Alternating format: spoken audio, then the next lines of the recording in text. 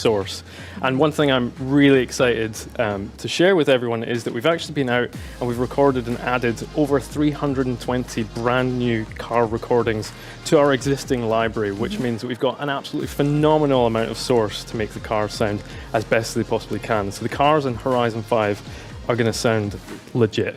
The old method was essentially a looping method, which would take a car and we'd put it in a garage on a dyno and get it to play back at, like, say, 1,000 RPM, 2,000 RPM, 3,000 RPM. And it was a computer that was doing that. So it was a fairly simulated environment. With our new granular synthesis techniques, we actually take the recordings that we get out on track, having driven up to the red line, back down again, we chop each of the individual engine rotations up into a tiny little sample, and we end up with thousands of little audio files that we can play back in the game. And the benefit of granular is that it runs at 90 frames per second, which it obviously clocks faster than our game actually runs. Okay. You really hear that rasp coming through that we heard out on track. This one, I think, translated really well into the game.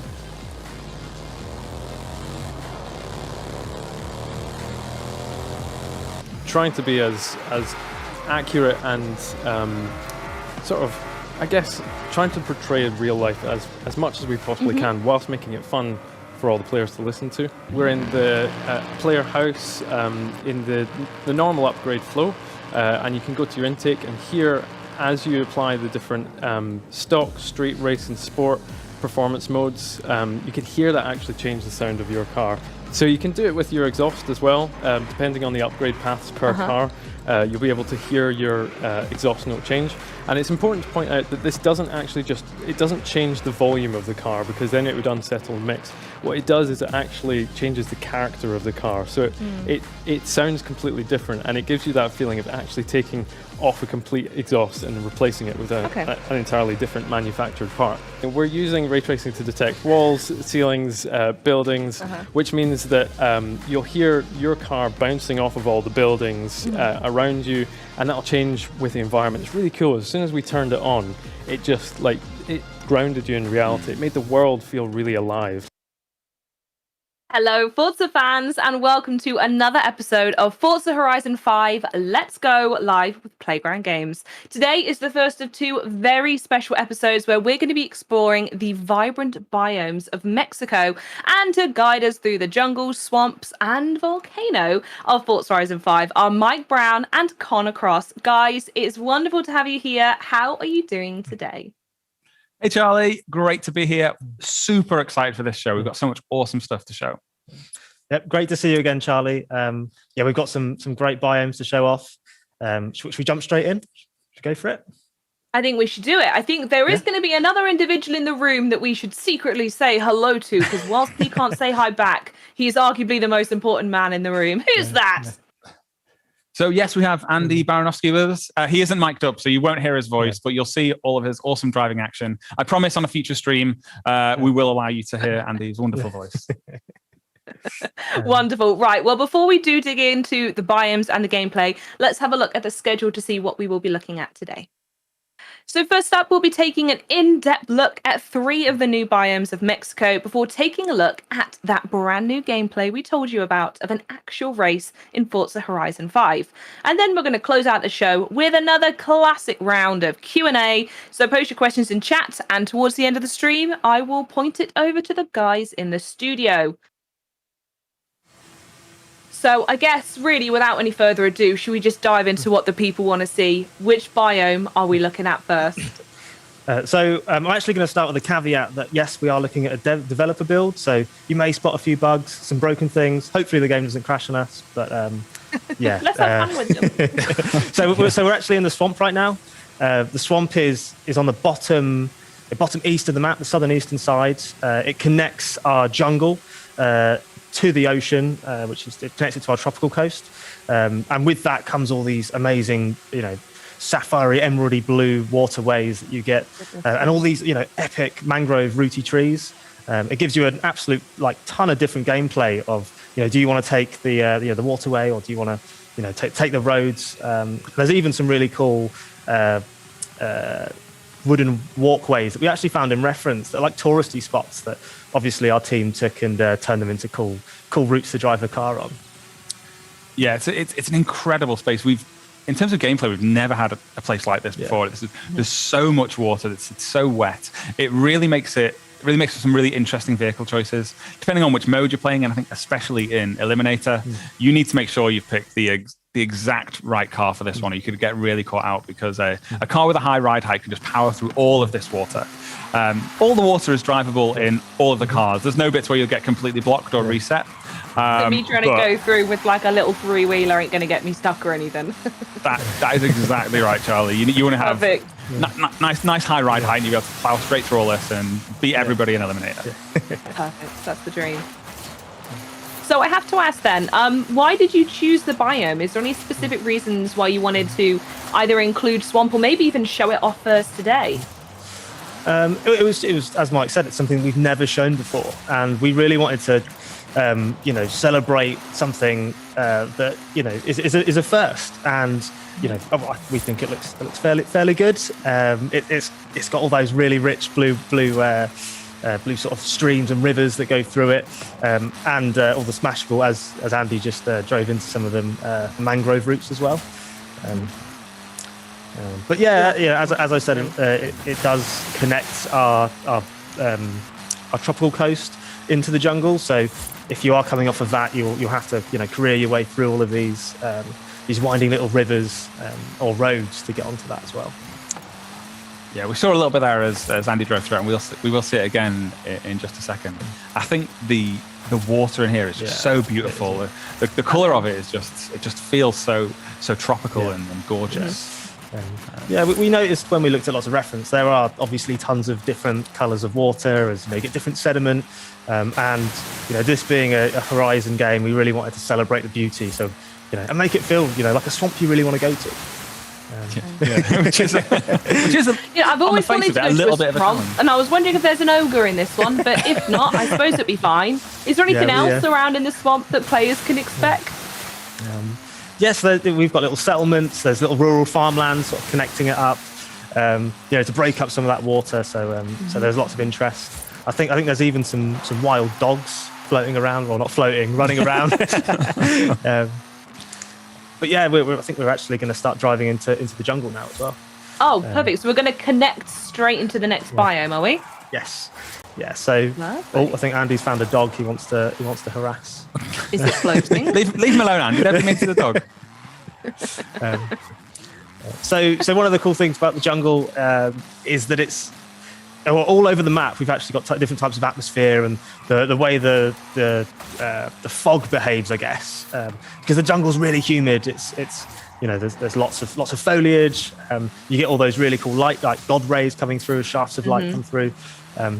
So as you go down to this biome, it's almost completely different to another area of the world, even though it could be the same time of day, because the atmosphere is so much more dense and humid.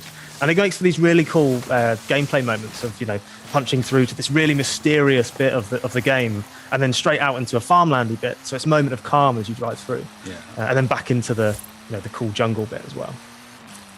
Yeah, and in some areas of the jungle, just the absolute density of all of that foliage, it really starts to feel almost claustrophobic and enclosed. It's a bit muggy, doesn't it? And bushes around.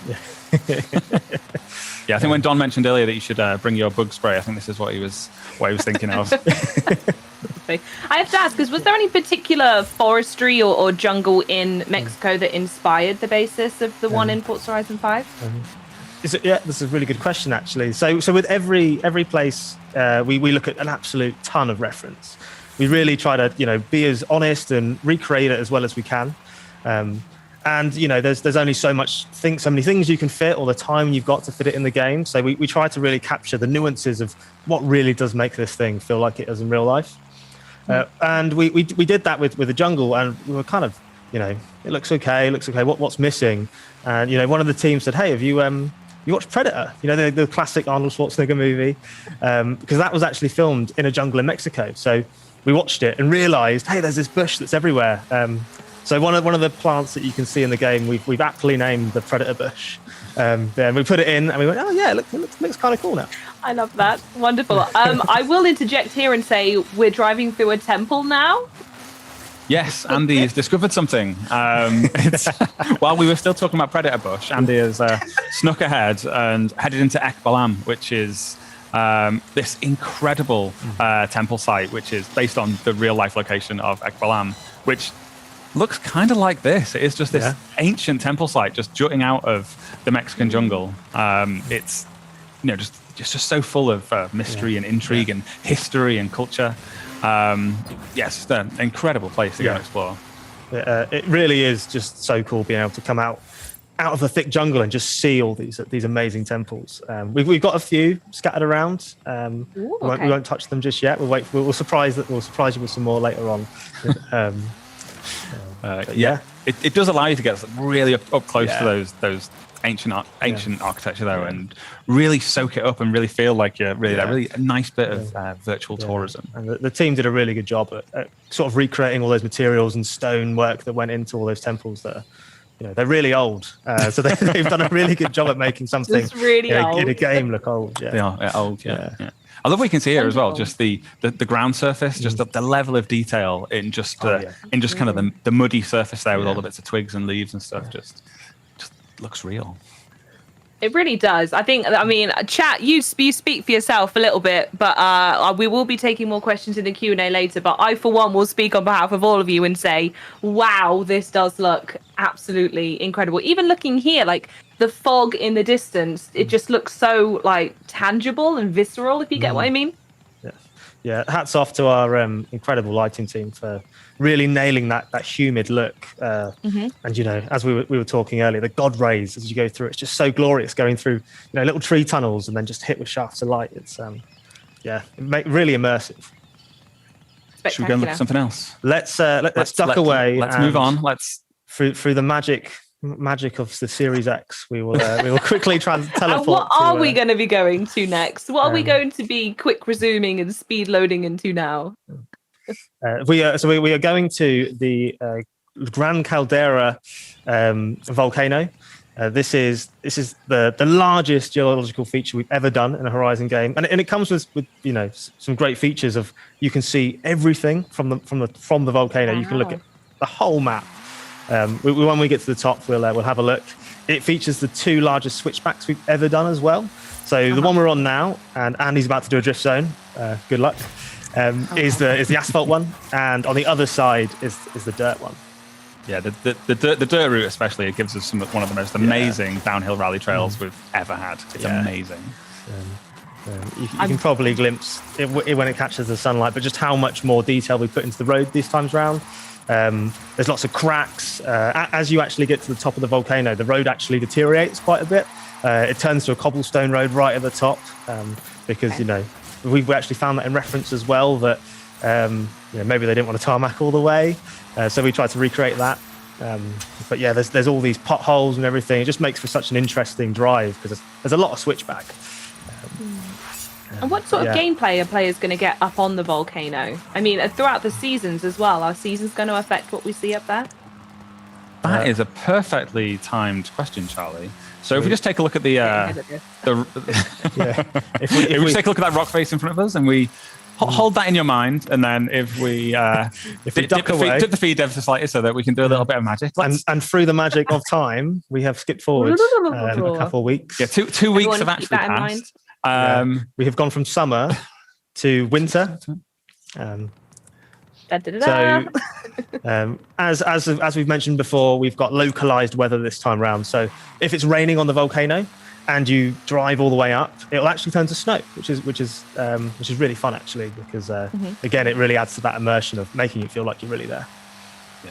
As we say as we come up here as well, the snow just gets a little bit deeper, a little bit heavier as you come up the side of the volcano. It's as you say, it's a really great seasonal experience, and it's one where you just get a different experience each season as you come and revisit these same biomes. Just constantly keep changing the gameplay up as you go through it. It's quite cool how much this one biome, the volcano itself, changes over one season as well. I mean, it sounds like a pretty significant biome in the sense that, I mean, please correct me if I'm wrong here, I'm probably fishing, but it's a biome that's going to be visible from almost all areas of the map as well, right? Oh, yeah. Well, we'll have a look in one of the races, which is actually it's quite far actually from the volcano, but yeah, you can always see it looming in the background. It's actually a really great feature for an open world game like this to just help orientate yourself when you're just basically wherever you are on the map. You can kind of spin the camera and go, volcano, and you can kind of work out where you are and get your bearings using it as a it also just helps you, if you're just unsure of maybe what season am I in, just look at the volcano and the amount of snow will tell you. Up there. I also love that Andy is fully doing my style of driving now, which is I need to go left, so I'm just going to go through whatever I need to do to go left. And yeah, this is the caldera of the volcano, which is in other seasons a tiny little pool of water, which is quite cool to slide around or smash through, and then when winter it freezes over, as you'd expect. Should we duck away again and change season? Yeah. Speaking of other seasons, should we do that? Yeah. Again? Let's have a look at spring. Okay. We're going to spring. What's special about spring then? How come we're hopping there? For the sake of time, let's go to summer. Let's go to summer. Summer. My apologies. So spring is as good as summer. It's just there's a bit more snow. But yeah. That particular magic spell wasn't immediately to hand. Yeah. Again, this has got all the rocks we see here are all captured via photogrammetry, as is a lot of the plant work. There's all this awesome marram grass that was all hundreds of thousands of photos were taken to try and accurately represent that. In fact, so are the textures. Also, all the surface you drive on has been pretty much recreated from photos of the exact place. There's a cool little volcano research center over here as well that you will have to visit. What that was actually. Yeah, you have to visit there and do some research at one point in the game. You do. There's a rather impressive satellite on the other side that we're not going to go round to because it is a developer build, and I'm terrified. It was purple recently. Yeah, it's not supposed to be purple. It was purple. Should we jump off the side of the volcano, Andy? This sounds like the first thing I think many people in chat would like to do. I mean, many of them have been asking if you can drive through some of the billboards, but maybe we'll save that for another time, folks. Let's hurl ourselves off a volcano instead. Yeah. Andy. So, as Connor said, the views from up here are absolutely spectacular. Yeah. You can't see the whole map in one frame because the volcano is kind of in the middle of the map, but as you drive around it, you can see it's all around you. It's just like this. Looks incredible. What? And now we're going to cruelly steal away. Oh, stop it. That's just cruel. That looked absolutely incredible. And all of these biomes we're going to start talking about from today onwards. But starting tomorrow, you'll be seeing for coverage for all of the biomes on the Forza social channels. So if you are not already, please go follow Forza Horizon Official on Instagram to follow along and keep up with all the latest Forza Horizon 5 news, announcements, and more. But now, because I know chat is already very angry we've cut away from gameplay, let's cut back to some more, but this time it's race gameplay, which is the big leagues, isn't it, boys?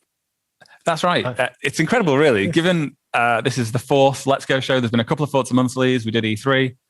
It's a Forza game, and we've yet to show any races whatsoever. So I think people probably want to see that. I think that's something people have been clamoring for. So let's take a look. So no pressure, Andy.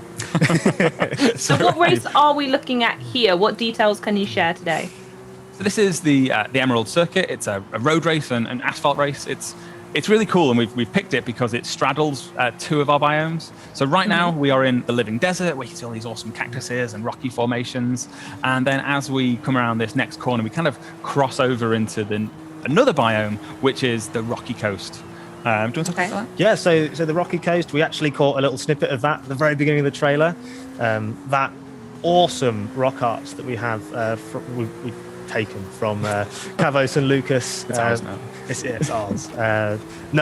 So there's a ton more of that coast to go and explore, and there's also all these amazing luxurious resorts because we wanted to give the game another holiday destination. And there's golf courses. There's all these nice luxury chalets to go and explore and totally trash the gardens. Make a nuisance of yourself. And we did see just a second ago as well, that volcano you mentioned as well was looming in the distance. Yeah, I guess that gives you a sense of scale about where we are on the map versus that and how far away. Obviously, it took us quite a while to drive up the volcano, and we started from halfway up. So that might give you a sense of scale of how big the world is. So what else is going on around this part of the map then? What else are we looking at? So one this side, the rocky coast, is pretty much we've got two coasts. We've got the tropical coast on the east and the rocky coast on the west. And it's actually amazing how different they can look. So they've got different types. They've even got different types of palm trees. They've got lots of different types of foliage. The water's even different. So on the tropical coast, you get all the more emeraldy, white, sandier beaches, and on the rockier coast, the water's a little bit more turbulent. It's a different sea. It's a different colour. The beaches are slightly different, and as the name implies, there's all this great geology to go and drive around and race around in. That's a cheeky little corner there. Are we going to see Andy win this, by the way? He is well practiced, so I think he is in with a shot. Yeah. Keen-eyed viewers may have noticed as you went through the start gantry, it says Horizon Apex on the gantry there. That Horizon Apex is one of the festivals that you can open as you're playing through the campaign, and it's a festival that's all about road racing, asphalt racing, high-performance cars on really nice tarmac like this. So, and that's just one of those festivals you'll be able to open as you're playing. So really, really cool. And if you're into road racing, then that'll be the place for you to go and hang out. Congratulations. So good, before Andy won, you made that look easy. You have to rest assured that he did in fact win that race. He's done a little celebratory fist bump. Wow, very good, Andy. Well done. Now it's my turn to grill you all based on chat. Are we all ready to take some Q&A questions? Of course, my favourite part of the show. Perfect. Love that energy. Okay, we're going to start with Jack Anthony Cross, who asks, what was the biggest graphical challenge compared to Forza Horizon 4? That might be my brother, actually. So, hello. Is that your brother? I think that is. If it's not, that's really wow. Well, hey, man. What can you repeat the question? I was there going. You're fully distracted by the fact your brother was in chat. Yeah. Okay, the question was, what was the biggest graphical challenge compared to the last game? So we've, really overhauled the visuals. We've got, a exciting new set of hardware to play around with now. So it's all about upscaling that and making sure that everything is as real as possible. So, we're looking at, as we saw, a lot more sky data, a lot higher resolution textures, a lot more, photography of scanning everything to make sure that everything is exactly how it needs to be. Making sure that, the ray tracing in Forza Vista looks really good, which obviously it does because it's ray tracing. Just all up, we've made the map bigger as well. So fitting in more biomes, way more places to explore. And then also the challenge of actually being on a volcano and actually looking out at everything so you can see everything. So there's a little technical challenge. So the wizards the technical wizards at PG have really, nailed it with that one. Yeah, you don't really get to hide anything when you're on top of a mountain. You can see the entire map. That is a real challenge. But I think for everything you just said there, it's consistency that's a challenging thing. As soon as you make lighting photorealistic, well, now your VFX needs to be photorealistic, your environment needs to be photorealistic, and it is that the challenge is that everything needs to level up. Which so there isn't one thing. There is merely everything. Set yourself a new incredibly high standard, essentially, and you've got to meet it. And speaking on behalf of everyone, I think you have. The next question, though, I know you mentioned it very slightly there, and you must have known this question was coming at some point, but Forza Horizon World wants to know, when do we get a look at the full map? That is... Is it the next show? Is it 2 weeks? Sometime. I'm looking at a producer off cam. I believe it's 2 weeks' time on the next show. I think we're going to show the biomes and then show the map. If I'm wrong, then we'll tweet to correct later. But I believe that's the case. So pretty soon, fingers crossed, the next show, 2 weeks. Everyone, set your timers. Is that correct? Okay.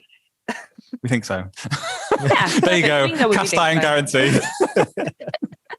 Okay, next question comes from Nathan15905 asks, will every car have a V8 and V12 option to keep those kids happy? No, I think is the answer to that one, unfortunately. Where it is appropriate, you'd be able to slam a V8 and a V12 in it, but not every car can have the complete upgrade path where sometimes it is appropriate, sometimes a V8 simply would not realistically fit inside a particular chassis, and so we don't allow you to do it. Yep, that sounds fair enough. Okay, Kai asks, I've noticed the chat button is renamed to Link. Would that be that AI feature that was talked about earlier? Good spot, by the way. Good spot. Yes, that's right. So Link, as we talked about at E3, it's your little AI assistant that makes it that much easier for you to talk to other people that you meet online. You actually still use that for those kind of pre-canned quick chat phrases that you used in the previous game, but also it offers up those intelligent phrases that are based on the status of you and the people that you meet online. Wonderful. Okay. Next question comes from Kodal, who asks, are the seasons going to switch on a weekly basis again, like Horizon 4? Yes. That was coordinated as well. I like that. Okay, perfect. Last question then comes from Oliver O Vlogs. I'm worried there won't be enough road. Will the map just be a lot of off-roading, or will it be balanced? I mean, there is an absolute ton of road, more than we've ever done. If that answers your question. Okay. Do you know? I just want to say, my brother's name is Oliver. So when you said Oliver then I thought you family edition. We got the whole family in chat today. I've actually completely missed the question because I was distracted by that. Is there enough road? Is there enough road? Honestly, there is. Lot. Yes. The map is 50% bigger. The amount of road has scaled up proportionally. If you're looking for asphalt road, I think we've just shown a ton. But the split between asphalt and dirt is similar to what you've seen in previous games, but now there is more of both. Perfect. Okay, I think that's great. If any of you didn't have your question answered today, you'll have to come back in 2 weeks' time, where we may have just teased there'll be another show coming, so get yourself ready for then. But that is everything we do have time for today. So thanks for all of you in chat for being as inquisitive as you always are. And thank you, Mike, Connor, and our behind-the-scenes driver, Andy Brannacow. I've done it. I practiced this as well. Baranowski. There you go. I'm sorry, my darling. You'll have to be on cam next time to shout at me. For guiding us through Mexico today. And once again, stay tuned to Forza Horizon's social channels for more Forza Horizon 5 news and biome reveals. We'll have more biome previews for you on the next Let's Go stream in August, when we'll only be 3 months away, chat. 3 months away from the release of Forza Horizon 5 on November 9th, and you can play it day one on Xbox Game Pass. Thanks again, everyone, for tuning in today. Adios.